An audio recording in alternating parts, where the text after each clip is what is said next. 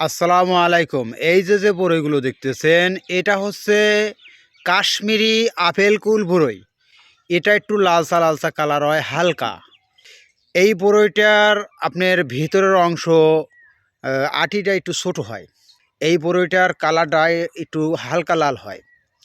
আর যেটা ভারত সুন্দরী ওই বরইটা একটু পুরাপুরি লাল হয়।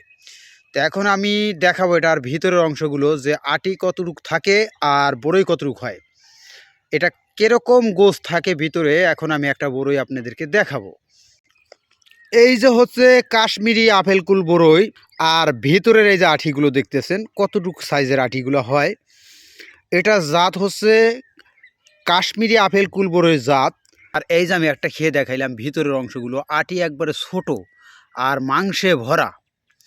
এই জাতের বরইয়ের চারা যারা নিতে চান আমাদের কাছ থেকে নিতে পারবেন। আলহামদুলিল্লাহ আমরা প্রচুর পরিমাণ চারা দিতে পারবো। তাই দেখেন বরইগুলো দেখতে কত সুন্দর কিউট গাছে ধরে রয়েছে।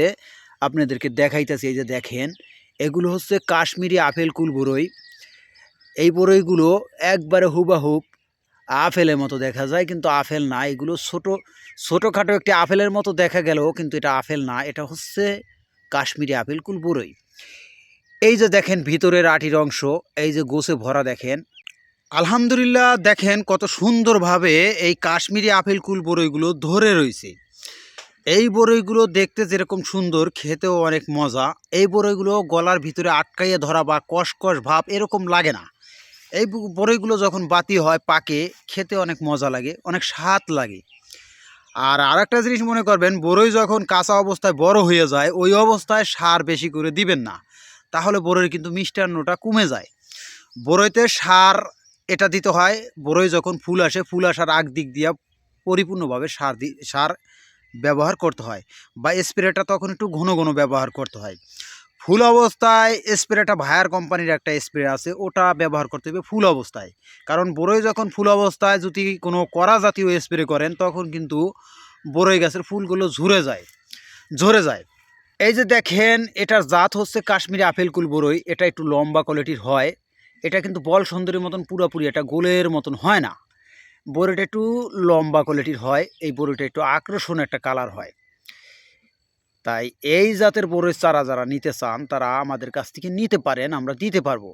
বরইয়ের গায়ে যখন রোদ লাগে তখন কিন্তু এরকম একটা কালার আইসে পড়ে, আর বরইটা সুন্দর লাগে। দেখেন, এটা হচ্ছে কাশ্মীরি আপেল কুল বরই। দেখতে ছোটোখাটো একটা আপেলের মতো হলেও কিন্তু এটা আপেল না, এটা একটু লম্বা কোয়ালিটির হয়, ভিতরে গোছে ভরা।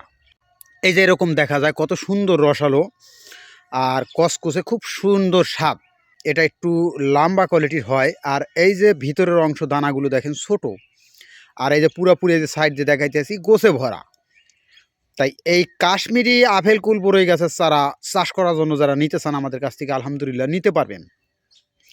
এই জাতের চারা আমরা দিতে পারবো। এছাড়া আমরা ভারত সুন্দরী বরই চারাও দিতে পারবো, বল সুন্দরী, অস্ট্রেলিয়ান বল সুন্দরী বরই চারাও দিতে পারবো। বল সুন্দরী বরই আর কাশ্মীরি আপেল কুল বরই আর ভারত সুন্দরী বরই, এই তিনটাই কিন্তু হাট বাজারে বেশি দেখা যায়, কারণ এই তিন জাতটাই কিন্তু মানুষের কাছে চাহিদা বেশি। আমার হাতে দেখতেছেন, এটা হচ্ছে কাশ্মীরি আপেল কুল বরই। এই বরই জাতের চারা যারা নিতে চান তাদেরকে আমরা দিতে পারবো চাষ করার জন্য।